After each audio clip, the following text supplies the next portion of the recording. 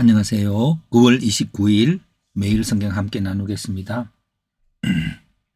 첫 번째 문단입니다. 솔로몬은 금으로 만든 방패를 만들었다. 많은 방패를 만들었습니다. 왕 보좌 6층계 좌우에 12사자를 두었다. 솔로몬이 마시는 그릇은 다 금이며 은을 귀하게 여기지 아니하였고 다시스 베드를 두어 3년에 한번 금, 은, 상아, 원숭이, 공작들을 실어왔다. 온 세상 사람들은 예물을 가지고 솔로몬의 재성과 지혜를 보려고 왔다. 솔로몬은 백향목 편지에 뽕나무 같이 많게 하며 많은 병거와 마병을 두었고 때로는 햇나라 왕과 아람 왕들에게 되팔리기도 하였다.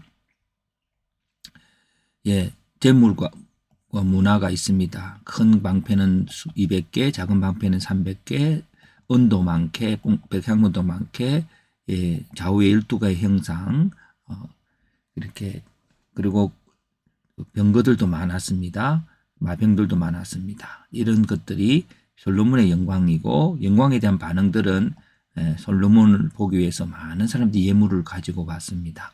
예물을 가지고 왔고, 그 하나님의 영광에 대해서 이해를 했습니다. 그러면서 한번 적어봅니다. 솔로몬의 영광은 모든 세상 사람들이 궁금해하고 놀라기도 합니다. 우리도 세상 사람들처럼 그 영광을 보러 갈 것입니다. 그러나 우리는 그 영광의 기초가 되는 다윗 왕의 하나님 사랑에 대해서 기억합니다. 다윗은 이런 영광을 누리지 못했지만 이런 영광의 기초가 되었습니다. 그 영광에 대한 지혜를 얻고자 하는 사람들은 그 영광의 기초인 하나님의 사랑을 볼 수 있어야 할 것입니다. 자, 그러면서 이제 이런 글을 적다 보면 또다시 조금 더 초점을 맞추게 됩니다. 지금 영광을 누리는 시간이라면 우리는 벌써 심을 것을 계산해 보아야 한다.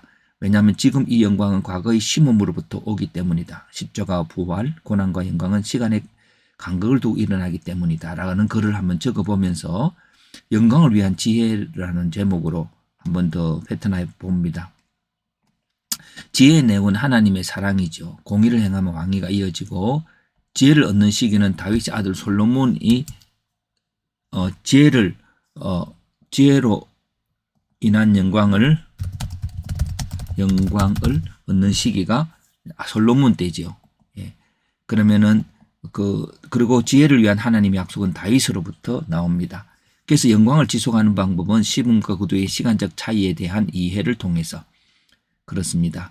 다윗은 심고 솔로몬은 거둔데 솔로몬이 거둘 그때에 자기가 마치 심음으로 이루어졌다라고 하는 오해가 있으면 안 됩니다. 그래서 우리에게는 오늘도 여전히 영광을 위한 심음을 계속해가는 우리가 될 때에 이것이 바로 바른 지혜가 될 것이라고 생각합니다.